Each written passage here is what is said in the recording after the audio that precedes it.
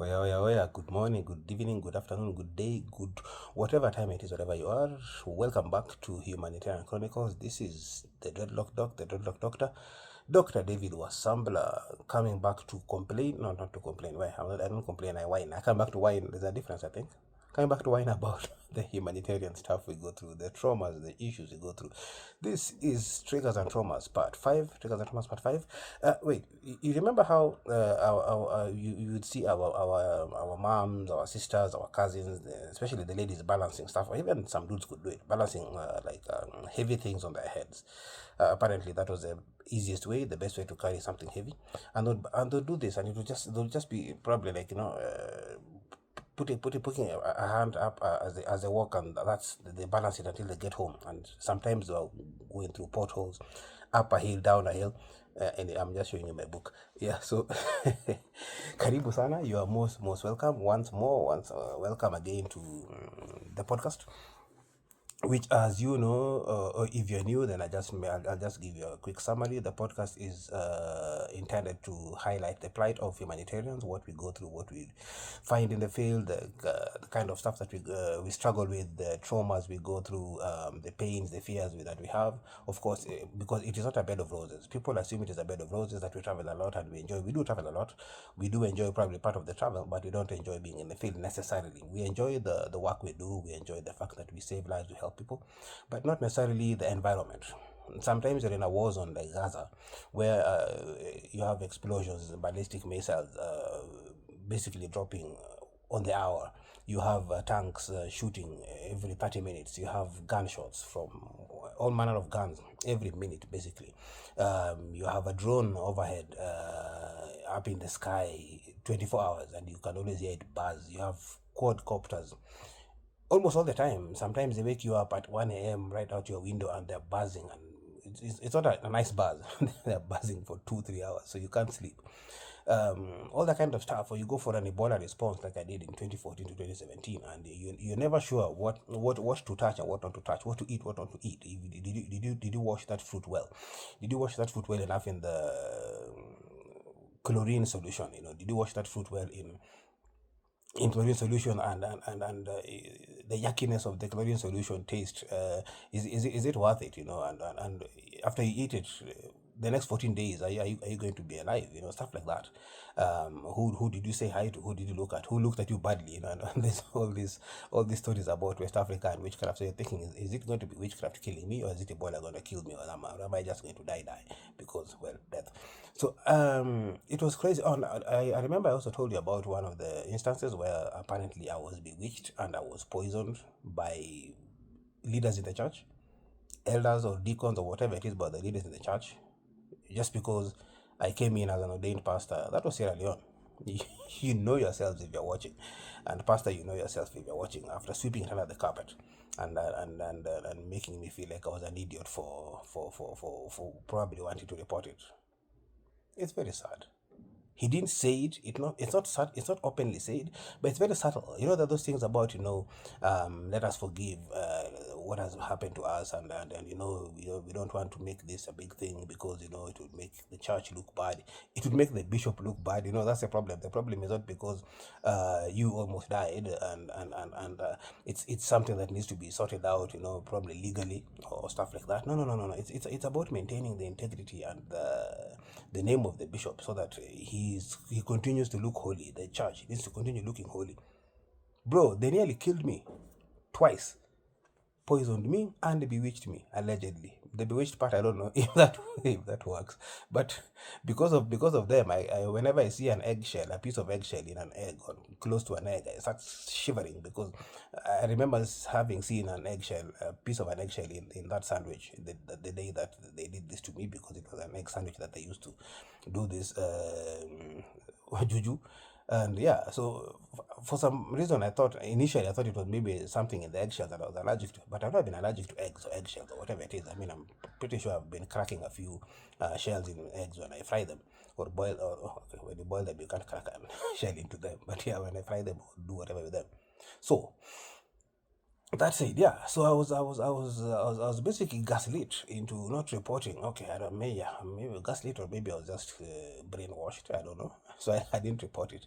Nevertheless, you never know where this death will come from. It could come from witchcraft. Would come from Ebola. It could come from an explosion. It could come from a gunshot. That's why somewhere here it says, if you did not hear the bullet, if the bullet was meant to kill you, you would not have had it. This was from an actual story where a real scenario where we were attacked by shifters. Shifters are armed bandits between Marsabit and Moyale. And so, as we were running away, we, the ones who were lucky enough to kind of escape, as we were running away, they were shooting at us with automatic rifles, and you would hear the gunshot, and then the bullet would whiz past you and hit the side or hit a tree next to you as you're running away. And well, so when I got to the destination in Moyale, I was quite traumatized, and I was telling this policeman friend of mine, yo man, I can't imagine that I survived this, and I'm still shaking, I'm still feeling, he's like, bro, relax. If the bullet was meant to kill you, you'd not have had it. Now, the same for ballistic missiles. If it was meant to blow you up, you'd not have had it, and there were things I had. There were explosions. They would shake you to the core. Forget the building that would shake you to the core. It would shake you to the core. It was scary. Wow.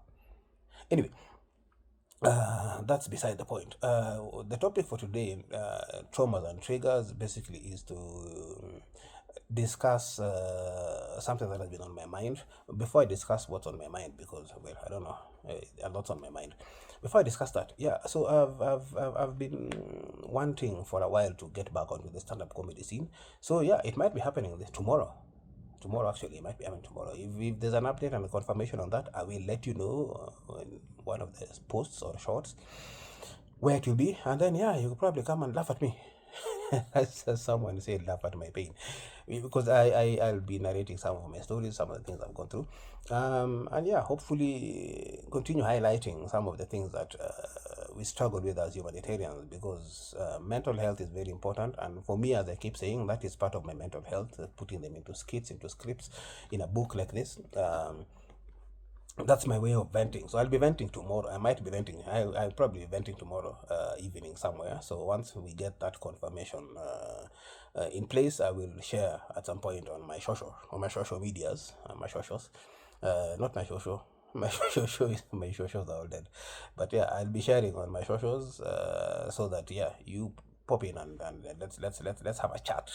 It's an open mic evening for stand-up comedians, so it's free of charge. So you just come and bring yourself. The laughter is free, but the food and drinks are at a fee. So karibuni sana. When that will be confirmed, I'll let you know where, which club, which place, which comedy club that is, so that you come in, and yeah, let's share in these stories of ours of life, and yeah, discuss how probably the economy can be changed, or we can change against the economy. Yeah. So my dad passed away many years ago, and that's something that I wanted to talk about briefly. Um, the reason I'm saying that is because I realize, and many people sometimes don't realize, people assume that humanitarians, and even just generally emergency responders, be they medical or non-medical or military, non-military, or just anybody who's in a response area, people just assume because they see us not breaking down, you think we are not breaking down, but internally we're breaking down. People see us and they assume, these guys are good, these guys are okay, these guys are fine, these guys are doing very, very, very, very well, these guys are very, very happy. You see us sometimes smiling and laughing and cracking jokes. Most of them are very, very, very dark jokes. And people think, yeah, everything is okay. We come back home and we look like we're very chirpy and happy-go-lucky. It's not necessarily that. It's the masks we wear. The masks we wear. So, and sometimes people have come from mission. People have come to mission with already traumas and stuff they're carrying in their hearts, on their backs, in their heads, and struggling with in their lives. And then they come in, but they have to put that aside, compartmentalize it, and do the work, and then go and break down later. That's what we do. So as I mentioned in I think one of the reasons, was it traumas and triggers, two, I can't remember, probably two, most probably, or three. When I was in Russia, and I broke down. I got quite depressed, and I had to quit medical school for several months, then come and repeat year two. And later, way later, I hadn't known what it was I was suffering from, but way later I realized it was because I hadn't um, done due diligence to mourning my late dad and my two late brothers by that time. Unfortunately, we lost another one later. I'll talk about that probably when I talk about Moyale, or if I remember, if it comes up, if it comes up in my mind in this video, I will talk about it. So you'll see in my book, you'll see in the book that my father had always wanted me to be a medical doctor, and my younger sister. And what he had told us as when we were kids was that he wanted at least one medical doctor in the house. We had clinical officers, we had nurses, we had physiotherapists, we had accountants, we had bankers, we had engineers, so we had all kinds of careers. We didn't have a medical doctor, and of course he didn't want a comedian or an entertainer or an actor. Right? I tried that once, and the whooping I got a whooping also. So that was put in the back burner. It came back later when I was now a bit more independent in university, and not actually from high school. I was acting in primary school, but not in the club, in the drama club. I then during high school I was in drama and choir, so I really went way active on entertainment, but I wasn't doing comedy per se. Comedy I was told, hey, comedy, no, we are very serious people. St. Mary's Yala, we do not do comedy. We only do like whatever other stuff, but not comedy. So I couldn't do comedy. And my comedy was mime. I was doing mime, so no one really understood much of mime. Those who don't know mime is silent art. And mine was comical. I tried that, and people, no. So I started doing comedy mime actively in Russia in university when I was in medical school. That's when I actually started doing professional acting, specifically stand-up comedy, whether TV or on stage. So my father always wanted me to be a medical doctor. He told anybody who could hear, anybody with ears, let he who has ears hear. He told everybody, all my cousins, my relatives, my uncles, my aunts, brothers, sisters, everybody who could hear. So, but unfortunately, I wasn't, as I keep saying again in the book, I'm not necessarily ashamed of it. It's just a reality of life that I was intentionally not doing well in both primary school and high school because I didn't seem to get much attention from both my parents when I was doing well. I guess also they were not very, I don't guess, they were not very well off financially, and we were also quite a number of children. So they had made promises, fortunately or unfortunately, that if I did very well in school, like top of the class, they would buy me the BMX bicycle. BMX was that time the in thing, the yellow one, especially the yellow BMX. So I did well in primary school. I remember I did well. I got number one. I came back excited, showed them my results. I'm like, oh but we don't have money right now. Okay, came back, and the next time did well, was number one. They were like, but we don't have money. At that time, I think, I don't know, what the response was kind of like, we don't pick money from the trees. And at that moment, I was like, okay, so all this I've been doing, using my brain well, at your promise, has just been story. So story come. Something snapped in my brain. Kids can be idiots sometimes. Something snapped in my brain, and I decided, no. So the next time I didn't do very well. I think I hit like number 3 or number 4, and my dad was livid. My mom's anger wasn't necessarily expressed externally in terms of physically. My dad's anger and disappointment was expressed with a cane, with a belt, with whooping. My mom's was not. My mom would keep quiet and probably, mention to somebody else, not you necessarily, that had pissed her off. Or she would talk to my dad about them. My dad would come and unleash the horrors of disappointment and anger on you, on behalf of both of them. So he was quite livid, and I got a bit of a whooping for that. How dare I? And it hit me again in my subconscious, I guess, that wait a minute. So he seems more emotionally invested in my failing than in my passing. Because when I did the number one, he was very nonchalant about it. Nonchalant? That one. He was that word that you had me try to say, and you think you know better than me. That's the one. But then when my grades went lower, he seemed more invested. I'm like, oh, there's something here. So the next time, I think intentionally or unintentionally, I did way worse. and I got a bigger whooping. And I was like, okay, I didn't enjoy the whooping per se. I'm not a masochist. I didn't enjoy the whooping, but I enjoyed the attention I was getting. Because now my mom was even kind of raising her voice at me in disappointment. What is wrong with you? Why are you? Why are you? Why are you? Why are you? Why are you? Why are you? How are you? You know? And so over time, I just started getting worse and worse. And it was so bad that, we have a class of 30. So I was like, after 30. By the time I was in high school, I did well in class 8, Toy Primary School. I am a proud aluminum alumni. I'm a proud alumni of Toy Primary School. Toy Primary School is in Kibra. That's where I went to school from my pre-unit to class 8. Somehow I decided, hey, wait a minute, I need to at least pass so that I can go to high school and then continue failing. Literally, that's what I did. I did very well in class 8, went to high school, St. Mary's School, Yala, high school, Yala, and then I decided, wait a minute, I passed and I didn't see much jubilation in my passing, so let's do that thing again. So I did that thing again, and I was again like bottom of the class. So bottom of the class that they would say from number, if our class was sometimes, we had a class of I think 40 students. They said from number 35 number 40, stay back for tuition, but Wasambla, go home. I was probably number 46 in the class of 45.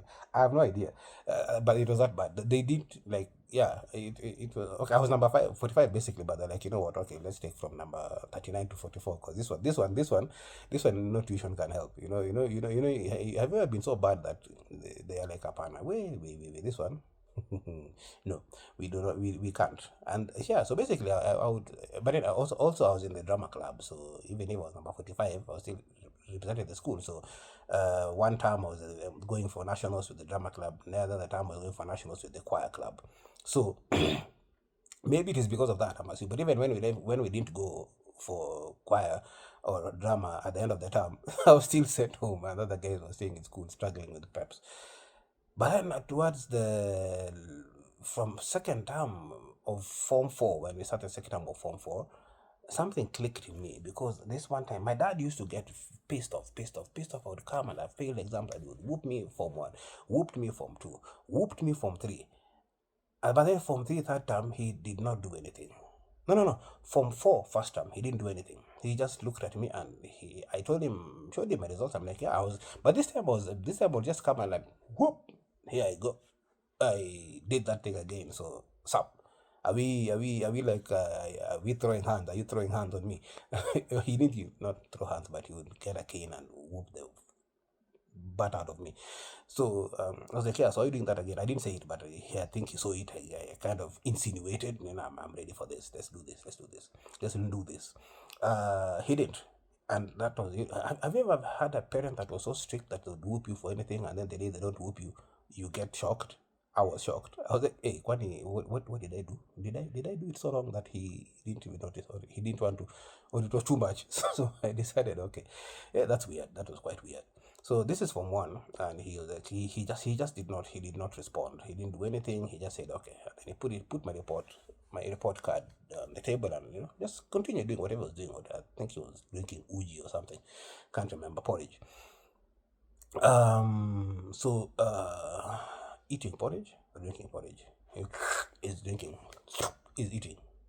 One of those things was happening, and porridge was entering his body. So he just walked away. No, he didn't walk away. He chilled there. So I just walked away, asking myself, what was that? So my dad had this thing where every morning at around 5:30, he would take his machete, his panga, sharpen it, and go and just cut the fence or go and do some weeding in the farm or whatever it was. And he would do that like up to 10, and then come back and take breakfast. It was a routine. He did that every single day. And every single day I would wake up at around the same time. That time I think I began gymming, so I'd go gym early in the morning, then I'd go to the farm, or if there was farm work to do, I'd go to the farm and then come and do gym later. So I met him in the farm, and we'd always had this. We always had this cordial like morning greeting every morning, just like automatic. I was like, yeah, oya ichiwa maber. So oya is basically Luo for good morning. How's your night? Or you woke up well? I woke up well. And so I was passing by the usual. I think I'd come from the latrine, going back to my small hut called a Simba. Simba is lion in Luo, but Simba also in Luo, the Luo means a small hut where the young man has a small hut within the compound, so that he moves out of the main house and now is kind of getting independent when it's a rite of passage when you become a teenager, and you shouldn't be doing things in your father's house, so to speak, when teenage hormones start raging, and becoming independent. Yeah. So I'm passing by and I'm saying, yeah, morning dad, morning, how are you? Fine, thank you. And he said, hey, my son. So I walked over to him. I'm like, yeah, what's up? How you doing? He's like, yeah, I'm fine. Just doing my thing here in the farm. I'm like, yeah, just doing my thing in the toilet. I'm going to do my thing in the gym, and then I'll come and join you. Then he's like, he looked at me, and those are different look in his face. He looked at me and said, hey, my son, will you ever become a doctor? Well, so first of all, remember, I never wanted to become a doctor. I hated the idea of becoming a doctor. Even when I went to medical school, I've told you that story about my late cousin Arthur registering me in Krasnodar without telling me, and then telling my sister that she's going to pay for me because we need to honor my late father's wishes. So I didn't want to, even and in medical school, I did not want to. That's probably part of what got me to depression, because I didn't want to. I hated the whole idea of being forced to do medicine, which I did not want to do. Even after I came back and graduated in 2002, I still did not want to. By the time I began working in 2004 as an intern and went to Moyale in 2005 and did my Moyale stint where I was almost killed, shot dead because I refused to deal in corruption, I still did not want to be a doctor. I hated it. I was a doctor, but I hated it. So he said this, and I think in because of love and emotional connection, what I saw on his face, he was so disappointed, so disappointed in the fact that he was never going to get a doctor. My sister was still coming up. She was my younger sister is 3 years younger than me, Marcia. But she never went into medicine. But I guess also because by the time now she was finishing high school, my dad had passed away, so the pressure was less. By the time I finished high school, the pressure was still very, very high because he passed away just before I finished high school, just after I finished high school. And so there's still this emotional kind of connection with him by everybody around, and everybody wanted to really honor him. Everyone loved him. He was amazing. As strict as he was, and sometimes he would really go overboard in his emotions, in terms of the negative emotions. He was amazing. He was amazing. He wasn't a bad father by any stretch, but he was extremely strict. He was so strict. I guess that came from his upbringing and probably having lived in the UK studied in the UK for a number of years, and probably the environment made him the way he was. He was super strict, super strict. My elder sister told me that is her story to tell, but they were not close by any stretch, and it was because of how he took things. My dad was so strict that apparently our situation was lighter, because my sister Gladys tells me, you guys had a nice time. You guys those guys were cool. They were nice. They loved you. They showed you love. I was like, eh? The only time my father ever said anything that was close to love was he said, bye, dearies. Once, you should have seen my sister and I running to my mom. Did you hear that? Did you hear that saying dearies? He said dearies. Did you hear that? Yo, dad called us dearies. He never said it again. Never ever. I think it slipped, and he was like, oh my, what did I do? Did I call those? Did I show emotions, positive emotions to those children? Never ever. I like shaking my head as well. Yeah. So I don't know what he said after that, but he never said it again. Never ever said it again. My dad was so strict. It was crazy. He was so strict that if you opened a door and forgot to close it quietly, and the wind made it bang onto the frame, he would call you back. He did this to us, and apparently it was worse for my elder siblings. He would come with a cane and stand next to you and make you open and shut that door 100 times with no sound. So it was open and close, open and close. And if it clicked, you get whooped. So you can imagine if it clicks 1, 2, 3, and you start afresh. So imagine it clicks 1, 2, or 3 times, and you've been whooped. So you're also trembling, and you're trying to close the door, and you're crying, and he's like, don't cry. If you cry, I'll whoop you again. So what are you crying about? And if you don't cry properly, also you get whooped for not crying because you don't seem to feel pain, and you're closing it, and you're opening the door, and you're trembling, and you start again and again. So the whooping for just that would be intense.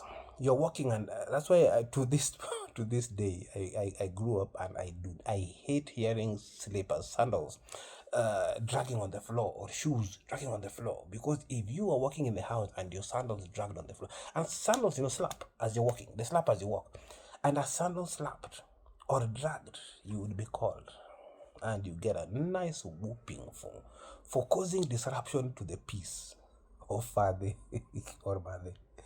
Whoop, whoop, whoop, whoop, whoop. I do not, my shoes do not drag. Even if they drag by mistake and I'm walking in the streets, whoa, I've never recovered. Wait, I think I might have traumas from that. And apparently that was mild. As far as Gladys and my elder siblings are concerned, it was worse for them. It was way worse for them, So that's the kind of father we grew up with. Other times he was chill. Either dad was chill, or he would make a joke about you, or he was way there in like super disciplinary stuff. I wasn't allowed to play football as a child.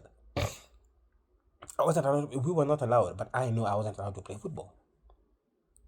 So crazily that when I broke my wrist by one time, Agnes, Agi, you and Ken, we were playing football. Remember we were playing football? I think you guys lived around Kilimani.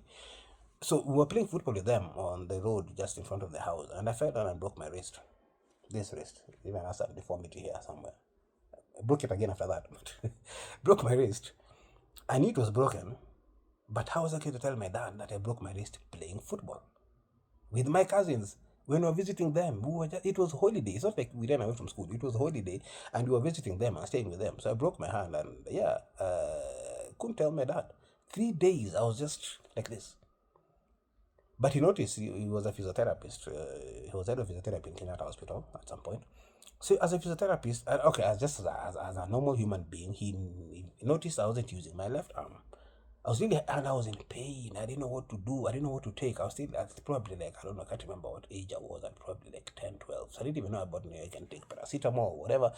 I was just struggling with the pain. It was swelling. And I would make sure I wear something long sleeve and just hold it. I would keep it under the table, and eat with one hand. So he noticed I wasn't using this left hand. So one night he just started having dinner, I remember, on the third night, and he's like, hey, Ben, what's happening? I'm like, I'm cool. I'm cool. Me, I'm fine. What's wrong with the arm? This one is okay. What about the left arm? My left arm is fine. What's wrong with that? It's fine. Ow, it's fine. I was like, yo, did you break your arm? I'm like, well, yes. When? 3 days ago. What were you doing? Yo, you should have seen me in fear. You should have seen the fear. I was like, yo, I think I was sweating from everywhere. My eyes were sweating. My eyebrows, my fingernails were sweating. Everything, my teeth were sweating. I was like, oh my goodness, what am I going to do? I was pulling my short hair. And I'm like, yo, I was pulling my beard. Well, I was pulling my beard, but yeah, I would have pulled my beard off if that was it. Because I was scared of, if I said football, now he was going to probably break the whole of me, leave alone my arm. I'm like, we were playing. With whom? With Agnes and Ken. What happened? I fell down. What were you playing? What game were you playing that would make you fall down and break your wrist? Anyway, I admitted I was playing football, and I was waiting for, you say, you're waiting for the whoop to hit you before you got hospital. And nothing. I was like, hey, bro, you cool? We cool. We're waiting till I get the car and they come and kill me later. Anyway, so he didn't whoop me that night. He told me tomorrow morning, first thing in the morning, we'll get to Kenyatta. So I think he made some calls and told the people, yeah, my son broke his wrist. We're coming to fix it. So yeah, he took me the first thing in the morning. He took me to his colleagues there, and they basically told me, this one you've been sitting with for 3 days. You will feel pain, and there's no painkiller I was given. You'll feel pain, but whatever familiar. So like 3-4 guys, two holding from the back and two holding my one this part of the arm and one this, and they pulled it, reset it, and put a cast. Yo, the pain. I know I was feeling pain because I remember crying. I don't know how much. I can't explain that pain, but I wailed and I screamed, and there was no shame at that. There was no shame in crying. No shame in crying. At a boy, man. For who? That one is yours. Me, I was in pain. Anyway, so yeah, so I was still waiting for him to whoop me when I got back home. He never whooped me. And that was one of those few times that he didn't whoop you, and you're thinking, it's still gonna one day. So maybe the whoopings later in life he was remembering that. So anyways, that's how strict he was. That's how strict my late dad was. Again, I always say he wasn't bad. He wasn't hateful. He wasn't a bad father. He just was his way of showing his love was, see, you're eating. Are you fed? Are you dressed? You in a house? You're going to school. I bought you books. Cool, means I love you. My mom was the same. My mom would say I love you once in a while, but then that generation of parents who did not show their love emotionally by telling you stuff and hugging you, and no, they were also showed it by you're alive, so yeah, it means I love you. So you fill in the gaps. You just yeah. So when my dad was this disappointed, when he didn't whoop me, but I saw in his face, he looked broken. I think he really wanted this so much in his lifetime, in the family, that the one person he thought probably my uncle, because my elders had gone and none of them had gone into the medical career, necessarily into medicine as medical doctors. So he still wanted someone. So there's now me and my younger sister. So my younger sister was still coming up, so there was still hope for her.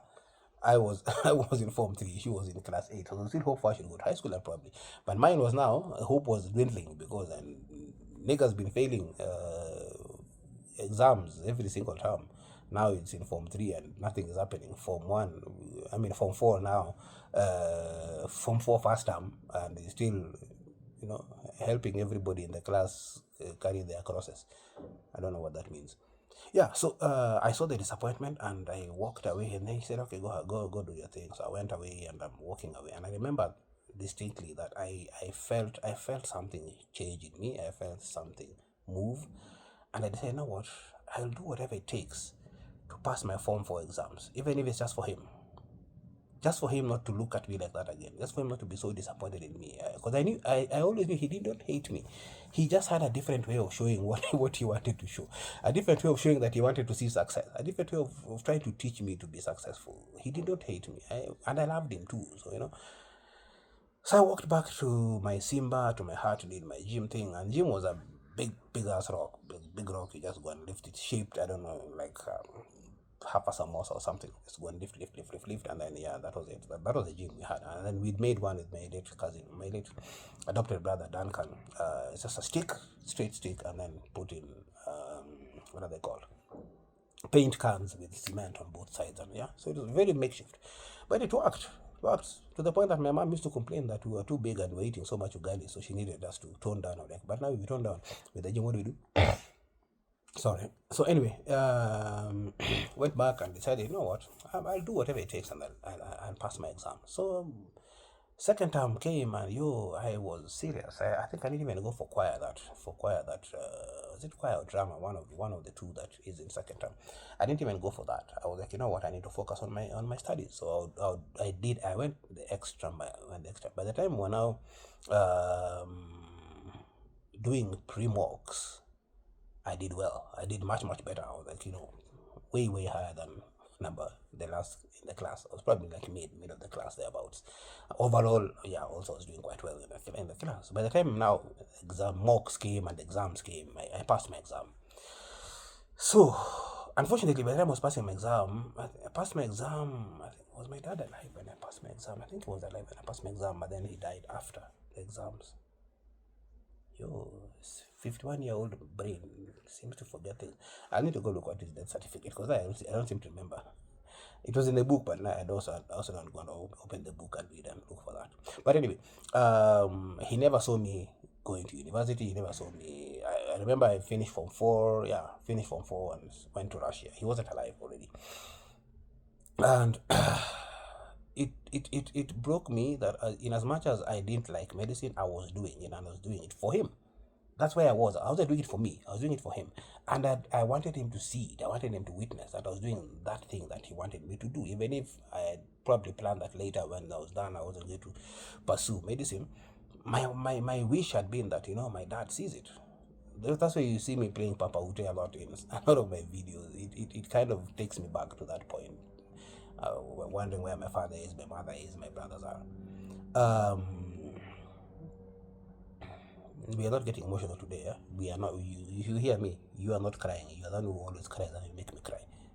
No onion cutting, no emotions, no orbital leakage. Agreed? Capish? Понятно? Все ясно? Спасибо большое. Anyway, yeah, so yeah, my pain, I think, in university was that, yeah, I was doing this thing for my dad, and he wasn't there to see it. And part of my depression came from, I guess, from that. Now looking back, I think that's partly where my depression came from. That, I was now doing this thing, and he wasn't there, and of course the pain of not having mourned also was a major factor. I hadn't mourned him. I hadn't mourned my two elder brothers who had passed away by that time. So that hit me hard, and I carried all this to university, and part of it I've carried in life. I've carried a lot of that in life. That's why I talk about traumas and triggers, because I think as I've been doing the podcast, I've been triggering some of the traumas from the past.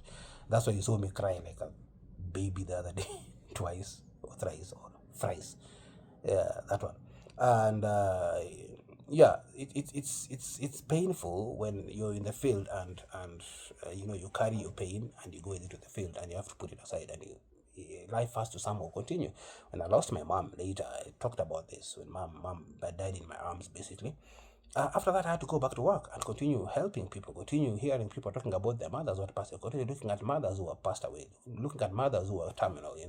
And all this accumulates over time. It accumulates over time. It just sits on you and continues sitting on you, and more is piling and piling and piling.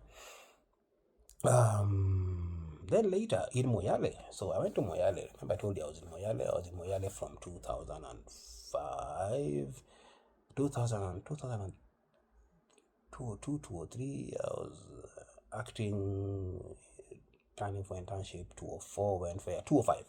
205 I went to Moyale. I was sent to Moyale, and everybody assumes, because my middle name is Adem, they probably saw it as Aden. So they were, this one has to go back home. So they sent me. I don't know how they decided David Aden was sampler. David, okay, possibly that people were called David from that side, from Moyale, that part of the country. Aden, yes. If it was Aden, if it was a mistake, Aden, yeah. But it was Adem. But Wasambla has nothing to do with that part of the country. But they decided, that's my assumption, was everybody asked, why would they send you all the way to Moyale? Where people were taken to Machakos, to wherever. And then out of our team, Moyale. Only I was sent to Moyale. But anyway, so the people were like, yeah, go and protest it, go and do this, whatever, but you have to cough some money for that at the ministry, so that at the ministry, at Afia House, Mafia House, so that they can let you relocate to another place. I'm like, you know what, Kwani, I was in Russia for 8 years. You think, Moyale is just here, Kwani, why not? Anyway, went to Moyale, started working there, attacked by shifters, threatened to be shot by a G3 holder. I'm told apparently a G3, the bullets are so big, if it shoots your leg is gone. So of course, if it would shoot my head, I'm pretty sure, yeah, it would not be there. So during this time, I was there for about 3 years. In my second year, my elder brother, our third born, Shadi, came to stay with me. He was working there, he was doing some businesses there and stuff like that. So we're living together in Moyale. Everything was fine. Fine, and of course, Shadi was also a gym rat, and they were the ones.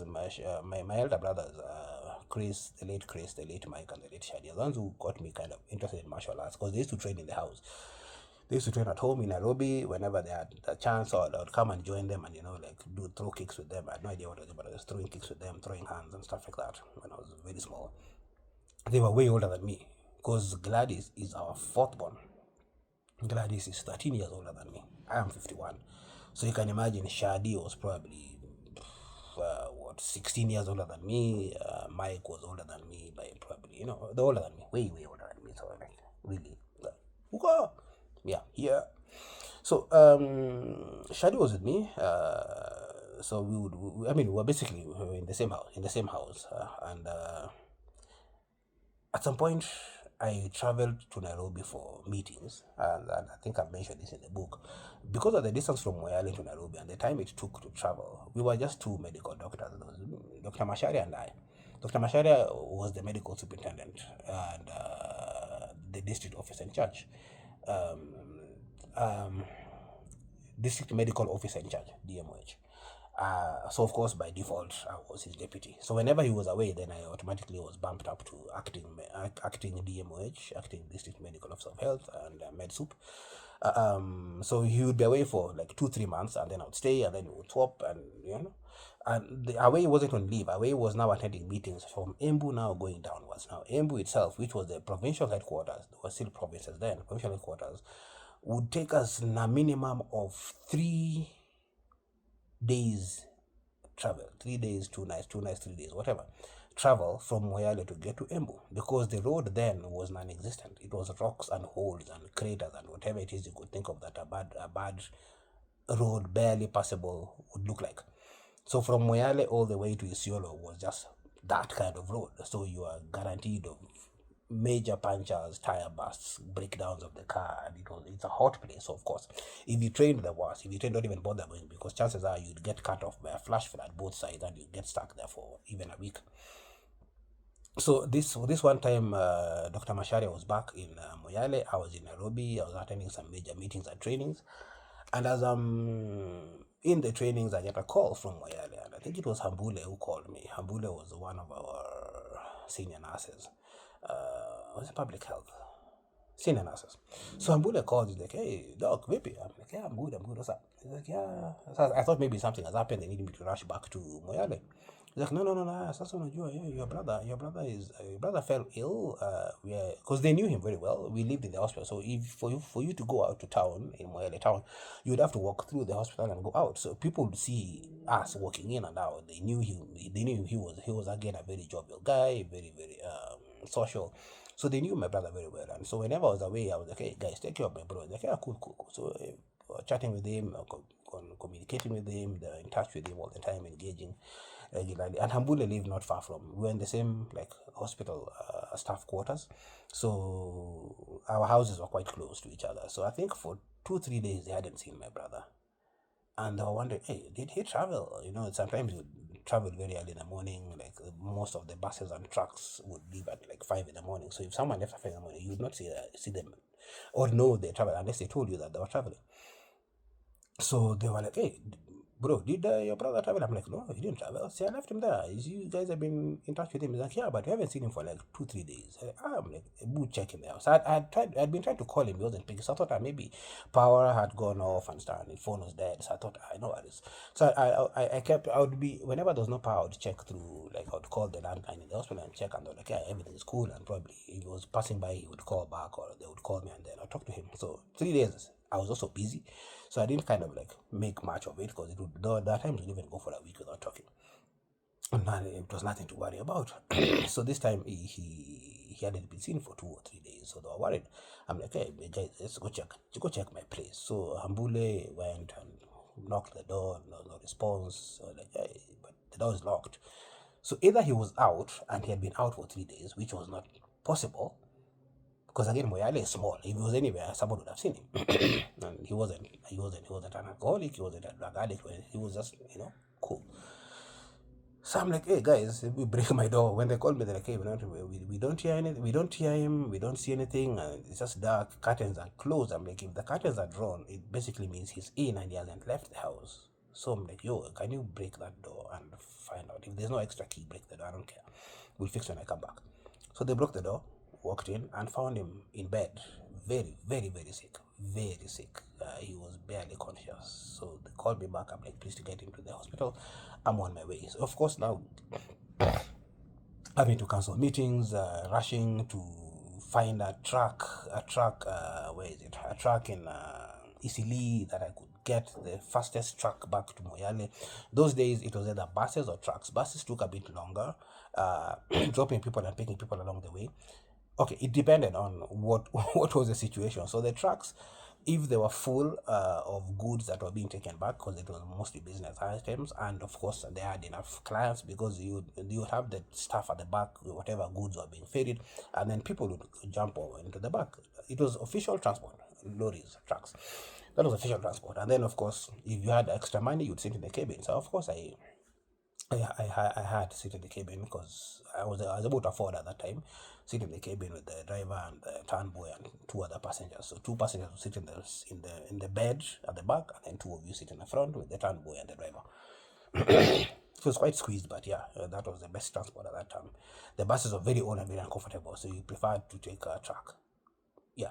So rushed to Sili, I'm calling people there. Is your truck in Nairobi? Is your truck here? Is your truck here? I'm calling the district commissioner's office to find out if maybe one of his vehicles or any of the other government vehicles are in Nairobi, so that they can come and I can use it going back. There was none, so I had to get a truck. So again, this time I was lucky. It took me 2.5 days to get back to Moyale. No, I'm skipping something. So they went and picked him, took him to hospital. So I'm tracking with Dr. Masharia, tracking with everybody there. How is he doing? Da, da, da, da. He's quite sick, critical. He's barely conscious. We are putting in a line. We're doing this. We're doing this. I'm like, keep me posted. Anything changes, anything, just let me know. The moment he's conscious, please let me call me so I can call him. I speak to him rather. Call me so I can speak to him. Later, this was around I think it was evening. He stayed the night in hospital. The next morning, I called and they're like, yeah, doc is having a look at him, then we'll get back to you. This was around 9. You get you get a bad feeling, but you're like, it's okay, it's okay. I mean, he'll be fine, he'll be fine. He was okay until now. Suddenly, he was not. People don't just decide to check out. By this time, my mom hadn't done that thing to me where she checked out when we were talking. she just lay down forever. But this time it hadn't happened. So I'd never had an instance where I'd seen patients do that, but not family members. So I'm like, those are those ones. Maybe them, that's how they check out. But my people don't check out like that. My people are cool. My people are cool. I hope I remember telling you that my dad also went out to the loo and never came back.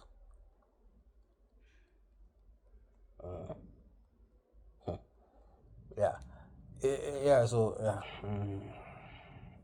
Yeah, my dad walked out, went to the loo. My dad had a routine. He would go to the loo like every morning at 2:30 a.m. and come back. So this one morning, my dad went out as always, and mom noticed half an hour later that he is not back and sent Marcia to go and check what's up.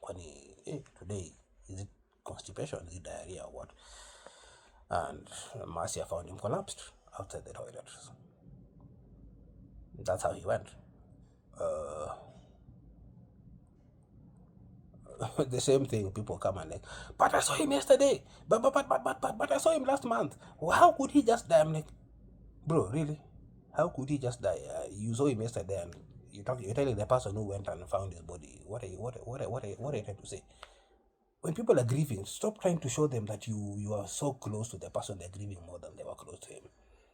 I don't know why there's this need to prove to me when I've lost someone that you knew that person better than I did. I know you want to show how close you are to him. I don't give a hoot how close you are to him, or you are to him, or you think you are to him. You saw him last year. What do you mean, how can someone die so quickly? You saw him last year, you saw him last month, you saw him 2 days ago. When the person is telling, so the person going, and you're trying to tell them. If you have nothing to say, please don't say it. Just stand there and say Paul and look at me and look at you and cry at each other, or I walk away. And anyway, that's another story. So yeah, I had a bad feeling ish, but I was also busy, so I was keeping myself busy. I'm like, no, nothing can happen. So already I'd begun now doing the bookings for the truck to go. So I'm waiting to go, and it took me 2.5 days, but already things had happened. So they called me back around 10, 11, and they're like, hey, doc, yeah, so no, Dr. Mashari was like, hey, Dr. So your brother took a turn for the worse. I did my best in the morning when you called to resuscitate him. Of course, when you're told I did my best to resuscitate him, yeah, it means the best did not work. So Shadi passed on, and it was a crazy moment, because now heightened emotions, heightened everything, asking everybody who could help. There was no vehicle, no small vehicle, no Land Cruiser, Range Rover, Land Rover, whatever it is, whatever other vehicles, only trucks were available. So I took a truck. 2.5 days I was in Moyale. Of course, I just dropped my bag at the gate and ran to the mortuary. Guys are like, to the morgue. People are like, what's up, Daktari? I'm like, hey, where is he? Where is he? You guys are joking with me. I still don't believe you. I need to go and confirm. Where did you say he was last time you saw him? They're like, he's in the morgue. See, come we talk. I'm like, you talk to yourself. Not even my hand. Talk to him. My hand is going with me to go and confirm that this nigga is dead. Of course, I went to the morgue. confirmed. So what do you do? I had to now call my mom. Uh, I think I didn't tell my mom until I got to Moyale. I needed to see for myself. I needed to confirm for myself. So I told my mom, told my family members, and yeah. So no, that I'm just clearing my throat. I'm not going to cry again today. I hope, maybe, I don't know. Yeah. We did all the planning. I managed to like put it in place, so plans are going on at home. Of course, there's no I could travel back and forth again. You can imagine now traveling for a week back home, then a week. I was like, you know what? Whatever I could do remotely on phone, I did. Talking to my mom. Gladys was out of the country, of course. She's beautiful. Over 40 years, but yeah, she was. We were communicating with her, collaborating with her, playing everything with her. And now I was now the only boy left in the house, the only man left in the house, because my three elder brothers now, with Shadi now, three had passed away. My dad had passed away, so I was the man of the house. So I'm coordinating this side how to get the body, from Moyale all the way to Dala, coordinating with Gladys, coordinating with mom, coordinating with family members all back at home in game, and so. And eventually we managed, and ministry, the government was very gracious enough to allow me to use the hospital Land Rover to transport the body, and some staff who were willing to go with us to the burial. So that made it a bit easier. I think we got 2 vehicles from the hospital and made it much easier. Yeah, so anyway, we eventually were able to bury Shadi. It was it was not an easy time, not an easy time at all. Then we buried Shadi. I carried that for years. I didn't realize now that became part of my traumas over the years. And I went back to work. After that, I actually went back to work. Not like nothing happened, but I went back to work carrying that weight. I was in the same house but I could never enter the bedroom where he used to be. I could never enter that bedroom at all. It was cleaned out, and that was it. I never used that room again until I left Moyale. I could not enter that room. He didn't die there, of course, but I couldn't enter that room because that was my memory, my last memory of him. So it was quite unfortunate, quite sad that it went that way. But again, so I carried that for many years. I carried that pain for many years. So what am I saying? Traumas and triggers. Part 5 today is about the people you lose and still have to go back to work and help, work, support, provide services, and put on a mask like you're good, because you can't now take off your mask in front of the class. You can't take off your mask in front of the patients. You can't take off your mask in front of the donors. You can't take off your mask at work. Your mask stays on. Your mask comes off in the evening when you're alone, and that's when now, unfortunately, for those who have, I would say, not very positive coping mechanisms, you take off your mask, and so you're drinking and you're smoking and you're on drugs, to appease the demons, not to appease them, but to numb the demons, to keep the demons down, or hopefully exorcise them when you're high. Problem is, you wake up in the morning and they're still there. And you have to go back to work, and you go and collect more, because then you go and now hear more stories, see more things happening, and see more patients or see more death, and you come back in the evening and now you take off your mask again, and you have to drown them some more, or hope to push them out some more. I am lucky, as I said, I'm able to write it in a book. I'm able to convert it into a script. I'm able to do something with it, that information, and try and convert it in my mind so that it doesn't put me down. It works to some extent, but it reaches a point where it's too much. And I think I was talking about it briefly in yesterday's post, Traumas and Triggers 4. But it gets to a point where it is so much, and I don't know what it is that's happening, but I then lash out at those who are closest to me. And the psychologist, the counselor told me, listen, you need to give yourself grace. Give yourself grace, forgive yourself, know that you're human. The people closest to you are the ones that you relate with, that you can open up to. But because you don't know what's happening and you cannot open up, it comes out as you're projecting pain. You lash out when they don't seem to understand the pain you're going through. They don't seem to understand what you're struggling with. They don't seem to understand the things you've seen. They don't seem to understand the trauma and the weight you're carrying, and you can't understand why they can't understand, and they can't understand why you can't understand, that they can't understand. You lash out, and you lash out at each other, and that's what happened a number of times. So when the day I lashed out at my children about, why are you doing whatever you're doing, and you seem to be acting disrespectfully to me, and I'm doing all these things for you. You think I go to the war front because I enjoy it? You think I go to Ebola place because I enjoy it? You think I go to this place? You think I'm going to Gaza because I enjoy it? I don't enjoy it. I'm going to Gaza because of you, and I'm supporting you. And I went on and on and on. And as I said, I was like, out of body experience. I was looking at myself doing this, and I'm saying, yo, relax. Those are children. They don't understand what I'm talking about. And they were like, what's going on? Where, how did we get here? Why, who, where, when? They did something wrong, and I think one of them, the elder sister probably, my elder daughter probably lashed out. She's like teenager. She's now 16. That time she was 14, and it was that she struggled initially with her teenage years, and she said something. She would say nasty things. She would say she hated us. She would say she wanted to go to another family. She would say she couldn't stand all this BS sometimes. So I think she said something in that line, either to one of the siblings, and then she turned to me and she lashed out at me, and I exploded. I talk. Then I stopped myself and I just said, okay, go to your room. Then I sat with myself and I'm like, yo, dude, what was that? And next day I called the counselor, Leah. She's contributed to the book towards the end, about in the conclusion, on the need for proactive mental health support. That's why yesterday's post, Traumas and Triggers 4, was about family members and close ones, and those that we leave behind, because when we come back, we are more damaged and they have no idea what to do with us. They don't know how to cope, and we don't know how to cope with them. We go into different directions, and we come back and we are parallel. And then we're now fighting those parallel wars. We need to find a way to match that so that they are ready for us to come back. We are ready to go back to them. We are reintegrated in a society that understands what we go through. And that is part of why this podcast is here. That is part of why this came out. And you see it, this. So that we are able to bring to you our innermost struggle, so that you understand when we come back and we left smiling and we're smiling less, or we're not smiling, and or we don't want to talk, or we talk more.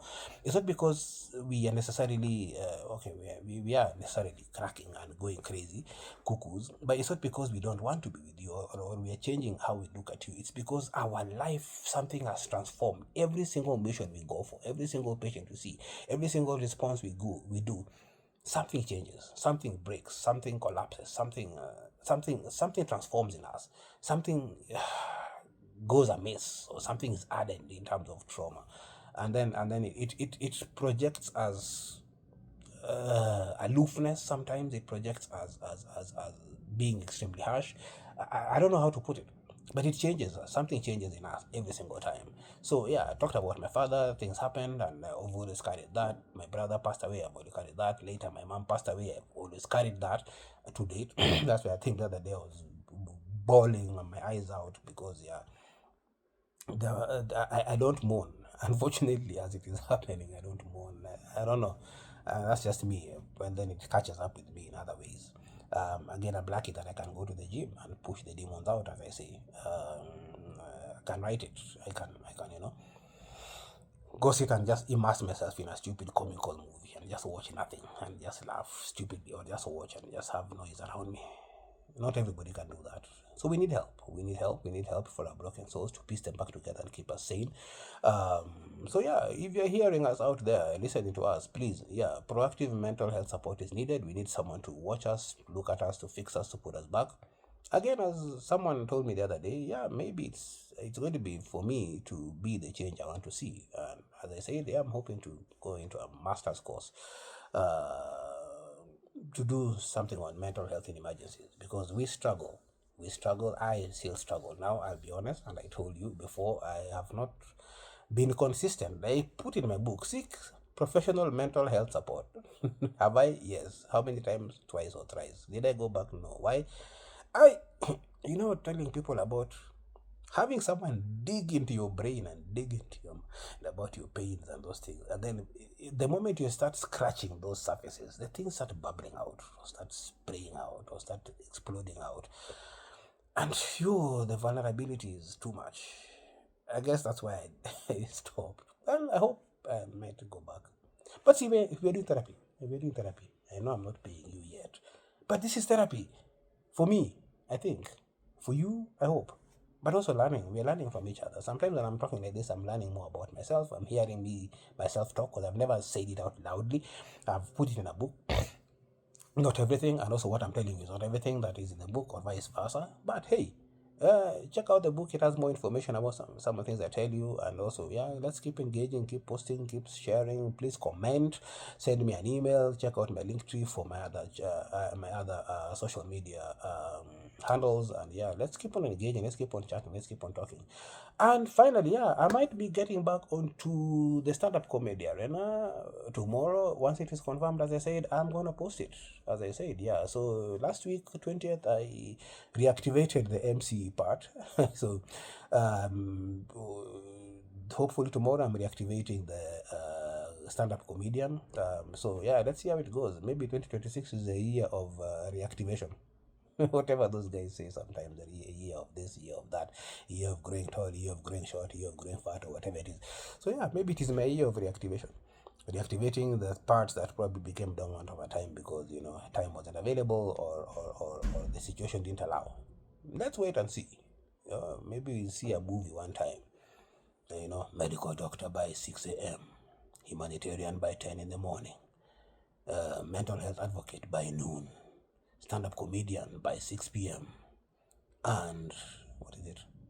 Motivational speaker most of the time, and whatever it is. Yeah, that one. So it's been me. Thank you so much. It's been real. Thank you so much for joining, for watching, for paying attention, for supporting in whichever way that you can. And yeah, let's keep on catching up. My name is Dr. David Osambra, the Deadlock Doctor, the Deadlock Doc. Catch you later. Adios.